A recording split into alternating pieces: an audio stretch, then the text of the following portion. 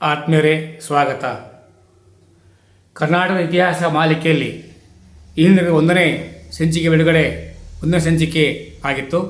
ಈಗ ಅದರ ಎರಡನೇ ಸಂಚಿಕೆಯಲ್ಲಿ ನಮ್ಮ ಕರ್ನಾಟಕ ಇತಿಹಾಸದ ಮೂಲಗಳ ಶಾಸನಗಳನ್ನು ನೋಡ್ಕೊಂಡು ಬರುವ ಸ್ಪರ್ಧಾತ್ಮಕ ಪರೀಕ್ಷೆಯಲ್ಲಿ ಇವುಗಳೆಲ್ಲ ಸಾಮಾನ್ಯವಾಗಿ ಬಂದಿರ್ತವೆ.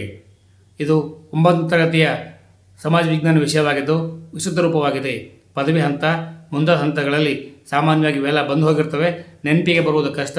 ಅಲ್ಲಿ ಒಂದು ಕಡೆ ಸೇವ್ ಮಾಡಿ ಇಟ್ಕೊಂಡ್ರೆ ಉತ್ತಮ ಅಂತ ನಾನು ಹೇಳಲಿಕ್ಕೆ ಬಯಸ್ತೇನೆ. ಶಾಸನಗಳು. ಆರಂಭಿಕ ಅಶೋಕನ ಕಲ್ಲಿನ ದಾಖಲೆಗಳು ಅವು 13 ಸಂಖ್ಯೆಯಲ್ಲಿವೆ. ಚಿತ್ರದುರ್ಗ, ಬಳ್ಳಾರಿ, ರಾಯಚೂರು ಜಿಲ್ಲೆಗಳಲ್ಲಿ ಕಂಡುಬರ್ತವೆ ಮತ್ತು 3 ಗುಲ್ಬರ್ಗಾದ ಸನ್ನತಿಯಲ್ಲಿ ಕಂಡುಬರ್ತವೆ. ಅವು ಪ್ರಾಕೃತ ಭಾಷೆ ಮತ್ತು ಬ್ರಾಹ್ಮಿ ಲಿಪಿಯಲ್ಲಿವೆ. ಬೆಳಗಾವಿ, ಗುಲ್ಬರ್ಗ, ಉತ್ತರ ಕನ್ನಡ ಜಿಲ್ಲೆಗಳಲ್ಲಿ ಮಹಾರಾಷ್ಟ್ರದಲ್ಲಿ ಹಲವಾರು ಒಂದೇ ಭಾಷೆ ಮತ್ತು ಲಿಪಿಯಲ್ಲಿ ಶಾತವಾಹನ ದಾಖಲೆಗಳನ್ನು ಕಂಡುಬರ್ತವೆ.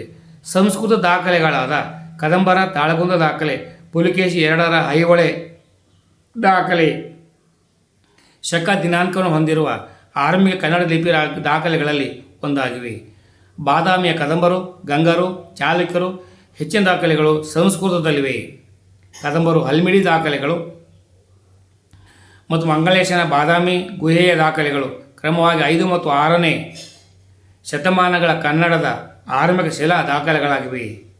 ರಾಷ್ಟ್ರಕೂಟರ ಬಹುಪಾಲು ದಾಖಲೆಗಳು ತಾಮ್ರದ ಫಲಕಗಳಾಗಿವೆ. 3ನೇ ಗೋವಿಂದ ಬ್ರಿಟಿಷರ ಮ್ಯೂಸಿಯಂನಲ್ಲಿರುವ ಪ್ಲೇಟ್ ಕನ್ನಡದ ಆರಂಭಿಕ ತಾಮ್ರ ಫಲಕಗಳಲ್ಲಿ ಒಂದಾಗಿದೆ. ನಮ್ಮ ಕರ್ನಾಟಕದ ಇತಿಹಾಸವನ್ನು ಸಾರಿ ಹೇಳಲಿಕ್ಕೆ ಇರುವಂಥ ಆಧಾರಗಳಲ್ಲಿ ನಾಣ್ಯಗಳು ಕೂಡ ಒಂದು ಪ್ರಮುಖ ಪಾತ್ರ ವಹಿಸ್ತವೆ. ಕರ್ನಾಟಕದಲ್ಲಿ ಕ್ರಿಸ್ತಪೂರ್ವ ಕಾಲದ ಫಂಟ್ ಮಾರ್ಕ್ ನಾಣ್ಯಗಳು ಹೇರಳವಾಗಿ ದೊರೆತಿವೆ. ಗಂಗರ ಕೆಲವು ನಾಣ್ಯಗಳು ಅಂದರೆ ಆನೆಯ ರಾಜ ಲಾಂಛನವನ್ನು ಅವುಗಳ ಮೇಲೆ ಮುದ್ರಿತವಾಗಿದ್ದವು. ಕದಂಬರು, ಚಾಲುಕ್ಯರು ಮತ್ತು ರಾಷ್ಟ್ರಕೂಟರು ಮತ್ತು ಹೊಯ್ಸಳರು ಅವುಗಳಲ್ಲಿ ಕೆಲವು ಕನ್ನಡದ ದಂತಕಥೆಗಳನ್ನು ಹೊಂದಿವೆ. ವಿಜಯ ನಗರ, ವರಹ, ಪ್ರತಾಪ ಮತ್ತು ಹಣ ಕಾಲದ ನಾಣ್ಯಗಳು ಪ್ರಮುಖವಾಗಿವೆ.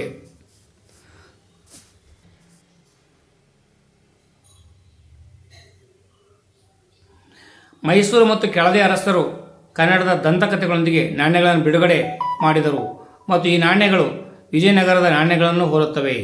ಹೈದರ್ ಮತ್ತು ಟಿಪ್ಪು ಕೂಡ ಪರ್ಷಿಯನ್ ದಂತಕಥೆಗಳೊಂದಿಗೆ ಚಿನ್ನ, ಬೆಳ್ಳಿ ಮತ್ತು ತಾಮ್ರದ ನಾಣ್ಯಗಳನ್ನು ಬಿಡುಗಡೆ ಮಾಡಿದರು.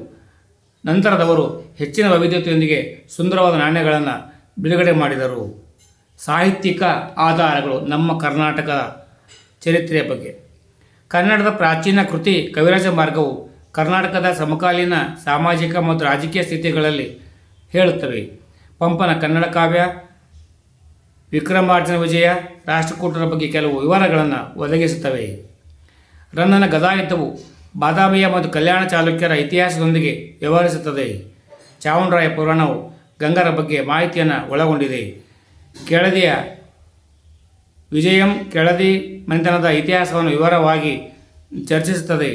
ಸಂಸ್ಕೃತದಲ್ಲಿ ಕೆಳದಿ ಅರಸರಾದ ಬಸವರಾಜ, ಶಿವತತ್ವ, ರತ್ನಾಕರ ಮತ್ತು ವಿಶ್ವಕೋಶವು ಕೆಳದಿಯ ಇತಿಹಾಸದ ಮೇಲೆ ವಿಜಯನಗರ ಇತಿಹಾಸಕಾರರ ಮೇಲೆ ಬೆಳಕು ಚೆಲ್ಲುತ್ತದೆ. ಕಂಠೀರವ ನರಸರಾಜ ವಿಜಯಂ ಮೈಸೂರಿನ ಕಂಠೀರವ ನರಸರಾಜ ಒಡೆಯರ್ ಅವರ ಶೋಷಣೆಯ ಕುರಿತು ವಿವರಿಸುತ್ತದೆ. ಕಂಠೀರವ ನರಸರಾಜ ವಿಜಯಂ. ಚಿಕ್ಕದೇವರಾಜ ಭಿನ್ನಪಂ, ದೇವರಾಜ ವಿಜಯಂ, ಚಿಕ್ಕದೇವರಾಜ ವಂಶಾವಳಿ ಮತ್ತು ಅಪ್ರತಿಮ ವೀರಚರಿತೆಗಳು ಮೈಸೂರಿನ ಮಹಾನ್ ದೊರೆ ಚಿಕ್ಕದೇವರಾಯನ ಸಾಧನೆಗಳನ್ನು ತಿಳಿಯಲು ನಮಗೆ ಸಹಾಯ ಮಾಡುತ್ತದೆ.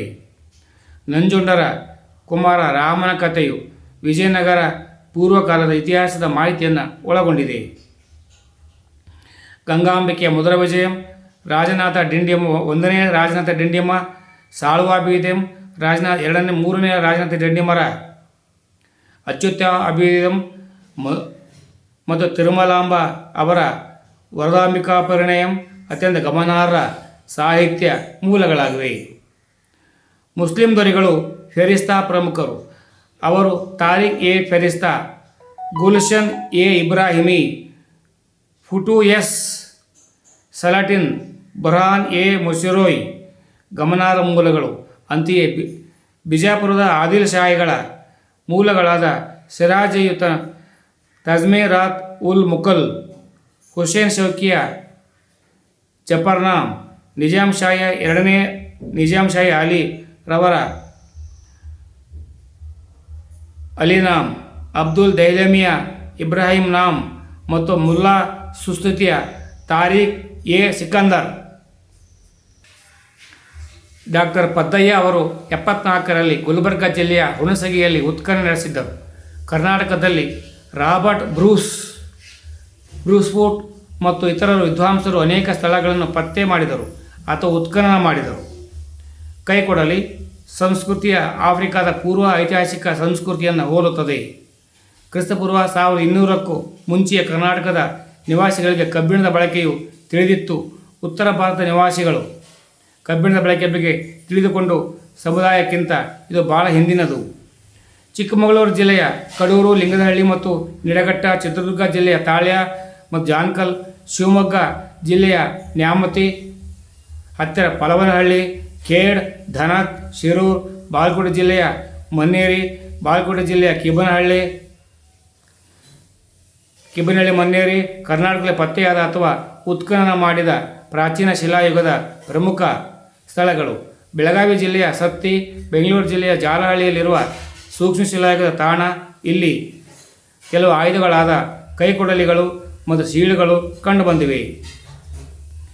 ಕರ್ನಾಟಕದಲ್ಲಿ ಪತ್ತೆಯಾದ ಅಥವಾ ಉತ್ಖನನ ಮಾಡಲಾದ ಅತ್ಯಂತ ಪ್ರಮುಖ ನವಾಶಿಲಾಯುಗ ತಾಣಗಳು ಬಳ್ಳಾರಿ ಜಿಲ್ಲೆಯ ತೆಕ್ಕಲಕೋಟೆ ಮತ್ತು ಸಂಗನಕಲ್ಲು, ರಾಯಚೂರು ಜಿಲ್ಲೆಯ ಮಾಸ್ಕಿ, ಪಿಕ್ಲಿಹಾಳ, ಚಂದ್ರವಳ್ಳಿ ಮತ್ತು ಬ್ರಹ್ಮಗಿರಿ, ಚಿತ್ರದುರ್ಗ ಜಿಲ್ಲೆಯ ಮೈಸೂರು ಜಿಲ್ಲೆಯ ತಿರುಮಕೊಡಲು, ರಾಯಚೂರು ಜಿಲ್ಲೆಯ ಮಾಸ್ಕಿ, ಪಿಕ್ಲಿಹಾಳ, ಮೈಸೂರು ಜಿಲ್ಲೆಯ ತಿರುಮಕೊಡಲು, ನರಸೀಪುರ, ಹೆಮ್ಮಿಗಿ, ಕೋಲಾರ ಜಿಲ್ಲೆಯ ಬನಹಳ್ಳಿ, ಹಾವೇರಿ ಜಿಲ್ಲೆಯ ಹಳ್ಳೂರು ಮತ್ತು ಬೃಹತ್ ಶಿಲಾಯುಗದ ತಾಣಗಳು ಬೆಂಗಳೂರು ಗ್ರಾಮಾಂತರ ಜಿಲ್ಲೆಯ ಸವಣದುರ್ಗ, ಬಾಗಲಕೋಟೆ ಜಿಲ್ಲೆಯ ತೀರದಾಳ, ಹಳಿಂಗಳಿ, ಹಾವೇರಿ ಜಿಲ್ಲೆಯ ತಡಕನಹಳ್ಳಿ ಮತ್ತು ಪ್ರಸ್ತುತ ಕೊಪ್ಪಳ ಜಿಲ್ಲೆಯ ಹಿರೇಬೆಣಕಲ್ ಇತ್ಯಾದಿಗಳಲ್ಲಿವೆ. ಧನ್ಯವಾದಗಳು. ಒಂದಲ್ಲಿ ಎರಡರ 3 ಬಾರಿ ಕೇಳಿ ಮನನ ಮಾಡಿಕೊಳ್ಳಿ, ಒಂದು ಕಡೆ ಸೇವ್ ಮಾಡಿ ಇಟ್ಕೊಳ್ಳಿ. ನಾಳಿನ ತರಗತಿಗಳಲ್ಲಿ ಕರ್ನಾಟಕದ ಆರಂಭಿಕ ಇತಿಹಾಸ ವಿಷಯದೊಂದಿಗೆ ಬರಲಿದ್ದೇನೆ. ಎಲ್ಲರಿಗೂ ಶುಭವಾಗಲಿ. ಜೈ ಹಿಂದ್, ಜೈ ಕರ್ನಾಟಕ, ಜೈ ಭಾರತ್ ಮಾತೆ. ಸರ್ವೇ ಜನೋ ಸುಖಿನೋ ಭವಂತು.